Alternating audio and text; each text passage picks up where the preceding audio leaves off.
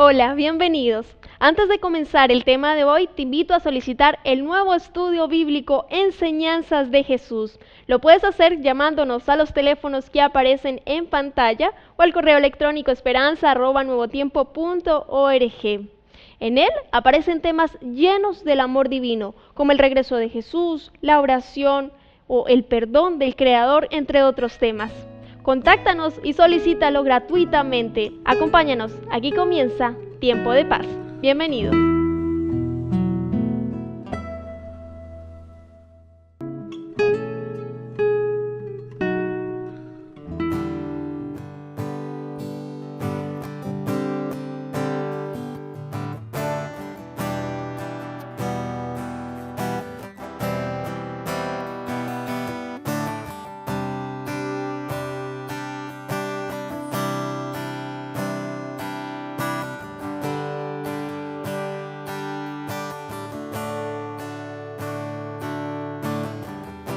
Señor,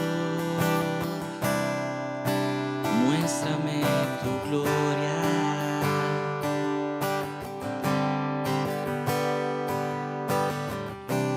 Oh Dios, me postro en tu presencia.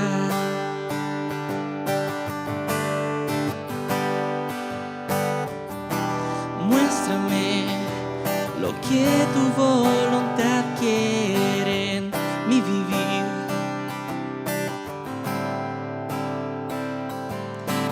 Guíame, perdido voy en este mundo. Cámbiame, en ti yo encontré el rumbo. Ámame, contigo quiero estar.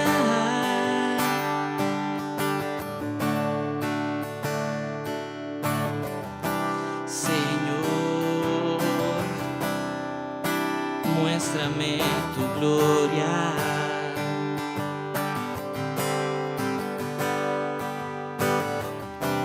Oh Dios, me postro en tu presencia.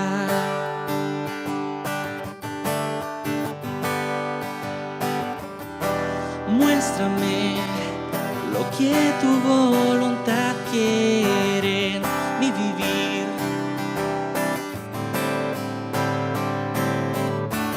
Guíame, perdido voy en este mundo. Cámbiame, en ti yo encontré el rumbo. Ámame, contigo quiero estar.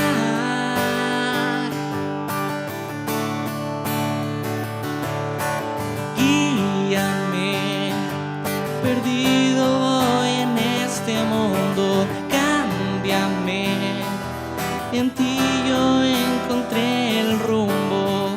Ámame, contigo quiero estar.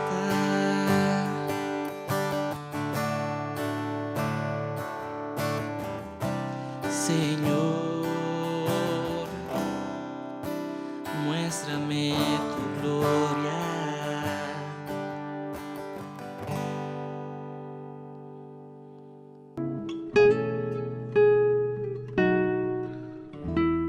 Hola, ¿qué tal? ¿Cómo estás? Para mí es un gusto poder saludarte hoy. Que las bendiciones de Dios estén junto a ti. Quiero contarte que si hay algo que nos molesta como seres humanos es esperar. Cuando estamos en la fila del supermercado, cuando estamos en la fila del estacionamiento, no nos gusta esperar. Ojalá todo fuera muy rápido y de hecho el ser humano se ha encargado de agilizar muchos de esos trámites. Hoy en día casi no es necesario ir al banco. Por ende, quiero contarte una historia que está en la Biblia y que tiene que ver con la espera. Así que te invito a que puedas acompañarme en una breve oración. Vamos a orar. Querido Señor, te damos gracias por tu palabra y oramos para que seas tú quien nos hable a través de ella en esta hora. Bendice a mis amigos, acompáñales, te lo pedimos en el nombre de Jesús. Amén. Muy bien. La historia de hoy se encuentra en el libro de Mateo, en el capítulo 25. De hecho, comenzando el capítulo 25, nosotros vamos a ver algunas situaciones bastante particulares. Si bien Jesús tenía una forma bastante peculiar de contar algunas historias o dar algunas enseñanzas que iban a ser de bendición para sus oyentes, y la fórmula que él utilizaba eran las parábolas. Las parábolas eran historias, muchas veces inventadas, que tenían una enseñanza de tal tipo que tú podías comprender algo que era difícil, pero a través de las parábolas Jesús lo hacía de forma sencilla. Y es por eso que el capítulo 25, y cada vez que Jesús comienza una parábola, señala y dice: el reino de los cielos es. Y esta no es la excepción. El capítulo 25 dice: entonces el reino de los cielos será semejante a 10 vírgenes que, tomando sus lámparas, salieron a recibir al esposo. El matrimonio en la antigüedad tenía la particularidad de ser un poco distinto a lo que nosotros conocemos hoy. De hecho, el novio debía cumplir 2 características muy importantes. Sin eso, él no podía casarse. La primera de ellas era que debía tener casa propia. Y cuando nos hacemos la pregunta, quizá a nosotros, ¿cuántos nos casamos teniendo casa propia? Quizás son muy pocos los que han hecho el matrimonio o se han casado de esa manera. El segundo requisito es que el varón debía tener un trabajo que pudiese sustentar a su futura familia. Y eso casi la mayoría de los que se casan lo cumple a cabalidad. Para poder casarse, normalmente uno calcula si va a poder vivir con el sueldo que está recibiendo o no, porque no podemos hacer planes si realmente no vamos a poder sustentar o solventar a la familia económicamente. Esos 2 requisitos eran necesarios. La Biblia comienza y nos dice que el reino de los cielos es semejante a 10 vírgenes que, tomando sus lámparas, salieron a recibir al esposo. ¿Cómo era el matrimonio en la antigüedad? La historia dice que el novio, normalmente cumpliendo estas 2 características, trazaba una ruta por las principales calles de la ciudad hasta llegar a la casa de su novia, donde pedía la mano de su novio, o sea, de la novia, perdón, a su suegro. El suegro oraba por ellos y ahora se devolvían ambos, haciendo el mismo recorrido hasta la casa. Ellos no podían llevar nada en sus manos y normalmente el matrimonio se realizaba cuando se estaba poniendo el sol. Sabemos que en antaño no existía iluminación eléctrica, no habían postes de iluminación pública, por ende no había posibilidad de que ellos pudieran observar por dónde iban. Es ahí donde aparecían los amigos, la familia, quienes, para poder participar de una fiesta de bodas o de la procesión que era desde la casa del novio hasta la casa de la novia y viceversa, debían llevar una lámpara. La condición para tú participar de un matrimonio era llevar una lámpara encendida. Y cuando nosotros hablamos de esa lámpara encendida, debías tú, desde el momento en que el novio salía, sus amigos más cercanos conocían, los conocidos que habían sido invitados a las bodas, podían unirse con una lámpara, e incluso me atrevo a decir que la tradición señalaba que si tú querías participar en una boda, podías sencillamente unirte a la procesión llevando una lámpara encendida. El requisito era llevar la lámpara encendida. ¿Cuál era, en otras palabras, el mensaje de la lámpara encendida? Que tú le estabas deseando al novio prosperidad, estabas bendiciendo su camino, estabas iluminando el camino para que a él y a ella les fuera muy bien en su matrimonio. Ese era el simbolismo que tenía el llevar una lámpara encendida. Y al contrario, si la lámpara se llegaba a apagar, era todo lo contrario de bendición. Era que tú querías que a él le fuese mal y que fuese maldecido su matrimonio. Por ende, aquellos que tenían una lámpara apagada, normalmente salían de la procesión porque no podían seguir en ese recorrido que el novio había trazado. Era sencillo el matrimonio. No habían grandes inversiones, por lo menos en esa parte.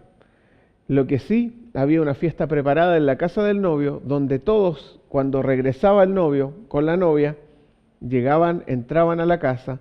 Una vez cerrada la puerta, la tradición decía que no se podía volver a abrir, a menos que fuese un familiar directo del novio o de la novia. Y obviamente con su lámpara encendida. Vamos a darnos cuenta nosotros en esta parábola que hay algunos detalles que van a marcar el hecho de estas 10 vírgenes. Dice el versículo 2 y 3 que 5 de ellas eran prudentes y 5 insensatas. El versículo 2 ya nos está haciendo una introducción a las características de cada una de estas vírgenes. Dice que de este grupo de 10, 5 eran prudentes y 5 eran insensatas. Versos 3 y 4 dice que las insensatas, tomando sus lámparas, no tomaron consigo aceite. Mas las prudentes tomaron aceite en sus vasijas juntamente con sus lámparas. Ellas tomaron un poco de aceite extra, en seguramente alguna especie de odre muy pequeñito, una especie de cantimplora donde se guardaba aceite, y ellas llevaban por si llegaba a ocurrir alguna situación donde el novio tardara o se quedaran sin aceite en sus lámparas. Déjenme decirles que ellas sabían cuándo era el matrimonio, ellas sabían en qué momento seguramente iba a pasar el novio, porque como no existía el reloj ni análogo ni digital, no había un horario específico, pero sí lo que ellas sabían era que al ocultarse el sol comenzaba el matrimonio. Por ende, como la gente en la antigüedad trabajaba de sol a sol y cuando el sol se ponía ellos ya estaban preparados para ir a la cama a dormir y descansar, era el momento del matrimonio. Ellas, en vez de ir a descansar, seguramente se habían preparado con mucha antelación. Y si tú a lo mejor le preguntas a alguna dama cuánto tiempo se demora o se toma de tiempo para prepararse para un matrimonio, lo más probable es que te vaya a decir que bastante tiempo antes, un par de meses quizá, para poder escoger el vestido, los zapatos, la cartera, etcétera, etcétera. Me imagino que en la parábola que Jesús cuenta, porque Él no da detalles, sino más bien nosotros podemos imaginarnos que tiene que haber sido un proceso largo desde que las invitaron hasta el momento del matrimonio. Tampoco en la antigüedad nada era sin planificación, todo se planificaba tal cual como hoy en día nosotros lo hacemos.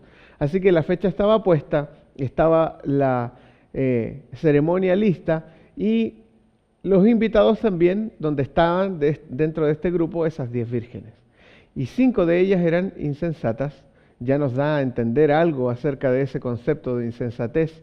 Personas que quizá actúan sin pensar. Y por otro lado, las prudentes, que nos da también a entender ese concepto de que son personas que maduramente piensan en las consecuencias antes de actuar. Por ende, da un pequeño detalle, el aceite. Unas, en este caso las insensatas, tomaron sus lámparas, vieron que había suficiente aceite en las lámparas, así que dijeron, seguramente con esto nos va a alcanzar, y se fueron a la fiesta de bodas, vestidas obviamente con su ropa especial para un matrimonio. En el caso de las vírgenes prudentes, dice la Biblia que ellas dijeron, vamos a tomar un poquito más de aceite por si el esposo llega a tardarse. Así que en una pequeña cantimplora, seguramente una pequeña cantidad de aceite, puede que nunca lo fueran a ocupar, pero en el caso de dudas, quisieron tomar este aceite y lo guardaron. Resulta que esa fue lo que separó a ambos grupos, a las prudentes y a las insensatas. Y miren lo que señala el verso 5, a mí me llama mucho la atención esta, porque dice que tardándose el esposo, cabecearon todas y durmieron. Aquí no solamente dice que las prudentes fueron las que se quedaron despiertas, atentas, porque eran las que pensaban en las consecuencias, y las insensatas, que eran irresponsables, se quedaron dormidas. No dice eso, dice que todas, tanto prudentes como insensatas, el grupo de las 10, todas durmieron.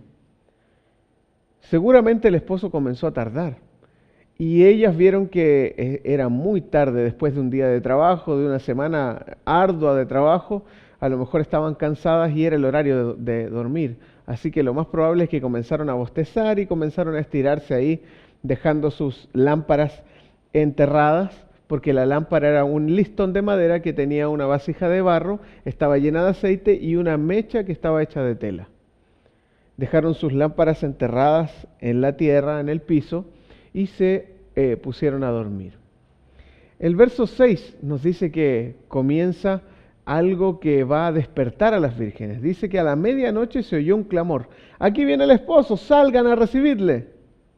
Entonces dice el verso 7 que todas aquellas vírgenes se levantaron, arreglaron sus lámparas. Las insensatas en ese momento dice que se dieron cuenta y le dijeron a las prudentes, dadnos de vuestro aceite porque nuestras lámparas se apagan. En ese momento las prudentes le dijeron, para que no nos falte a nosotras y a vosotras, vayan a los que venden, compren y vuelvan a la fiesta de bodas. Ustedes saben dónde es. Así que inmediatamente, dice el verso 10, que ellas fueron corriendo a comprar. A esa hora, en la medianoche, quizá no había muchos locales abiertos. De hecho, los únicos locales que uno podía encontrar abiertos en antaño quizá eran lugares de mala muerte, donde estaba la gente que eran criminales, ladrones. Muchos eran personas que les gustaba la vida bohemia. Y no encontraron nada abierto, así que seguramente fueron al local donde ellas sabían, donde ellas conocían al dueño y golpearon, hicieron que se levantara, finalmente compraron el aceite que les faltaba y volvieron donde estaba el novio, que en este caso ya había llegado.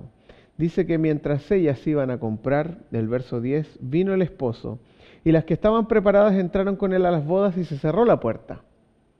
Después, dice, vinieron también las otras vírgenes diciendo y golpeando, Señor, Señor, ábrenos.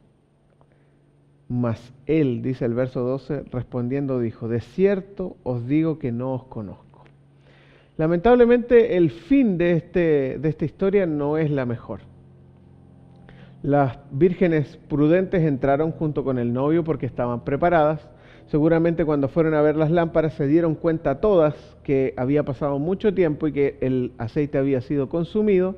Por ende, las prudentes, el poquito aceite que llevaban, se lo echaron a las lámparas para poder llegar hasta el lugar donde iba a ser el matrimonio, que era la casa del novio. Y en ese momento las insensatas le piden aceite. Por favor, dennos aceite, nosotros también se nos están apagando las lámparas.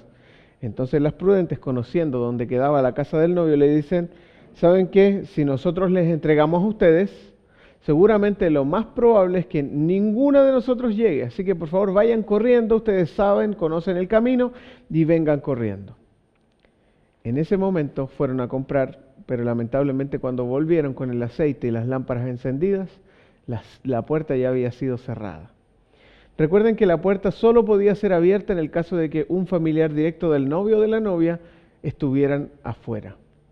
Y se entendía que por enfermedad o por alguna situación específica, la familia directa iba a llegar directamente donde se celebraba el matrimonio.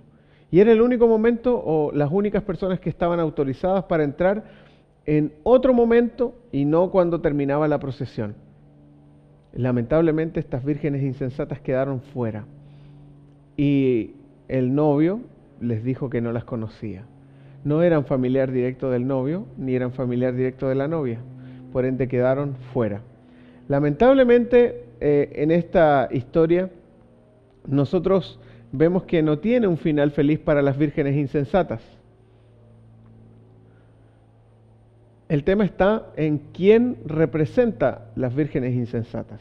Saben que si nosotros podemos ver esta parábola es para el tiempo del fin. Es una parábola de hecho mencionada de manera especial por Jesús para cada uno de nosotros y para este tiempo. Cuando nosotros hablamos acerca de esto, sabemos que Jesús se está refiriendo a la fiesta de las bodas del Cordero. Sabemos que teológicamente quizá no va a ocurrir cuando Jesús regresa, sino más bien antes de que Jesús regrese. Pero estamos invitados a un evento. Estamos invitados al regreso de Jesús. Todos sabemos que va a ocurrir. La diferencia entre nosotros y las vírgenes es que no sabemos en qué momento va a ocurrir. Por ende deberíamos estar preparados para que ocurriera en cualquier momento. De hecho, el versículo 13 termina diciendo, velad pues porque no sabéis el día ni la hora en que el Hijo del Hombre ha de venir. El novio dentro de esta parábola es Jesús. Las lámparas que se señalan en la parábola simbolizan la palabra de Dios. Cada uno de nosotros seguramente tiene acceso a una lámpara. El aceite simboliza la presencia del Espíritu Santo. Y es por eso que en el tiempo del fin ninguno de nosotros va a poder decir, ¿sabes qué, hijo o hija o esposa o esposo? Yo tengo mucho Espíritu Santo, voy a convidarte un poquito. No se va a poder. No puedes transferir como si fuera aceite real el Espíritu Santo. Por ende, cada uno de nosotros debe hacer provisión de ello. Con esto quiero decirte lo siguiente: la salvación es personal. La salvación no depende de lo que hagan tus padres, si eres hijo. No depende de lo que haga tu esposa o tu esposo. Depende de lo que tú hagas, de las decisiones que tú tomes y de la cercanía que quieras tener con Jesús y que le solicites constantemente la presencia del Espíritu Santo. Yo quiero decirte que esta parábola es para nosotros, es para ti y para mí. Y Dios está pidiéndote a través de esta parábola que tú te prepares, que puedas velar, que puedas orar, que puedas solicitar la presencia del Espíritu Santo en tu vida. Si tú lo haces de esta manera, yo te aseguro que Dios va a otorgarte la presencia del Espíritu Santo. Y debemos estar preparados porque Jesús está viniendo. Nosotros estamos viendo las señales a nuestro alrededor y Jesús quiere estar junto a nosotros. Él quiere que nosotros participemos de estas bodas. Y la pregunta es, ¿tú deseas hacerlo? Yo quiero invitarte a que si es tu deseo, buscar al Señor, encontrarte con Él y de manera especial también participar en aquel momento especial y esperado, puedas orar junto a mí. Vamos a inclinar nuestras cabezas, cerrar nuestros ojos y vamos a orar. Querido Señor, te agradecemos por la vida y la salud que tú nos entregas y de manera muy especial por este mensaje. Oramos para que seas tú que nos ayude en la preparación diaria y constante, porque cada uno de nosotros desea estar cuando tú regreses en las nubes de los cielos. Oramos con gratitud y pedimos tu compañía y bendición en el nombre de Jesús. Amén. Que el Señor te bendiga y nos volvemos a encontrar pronto.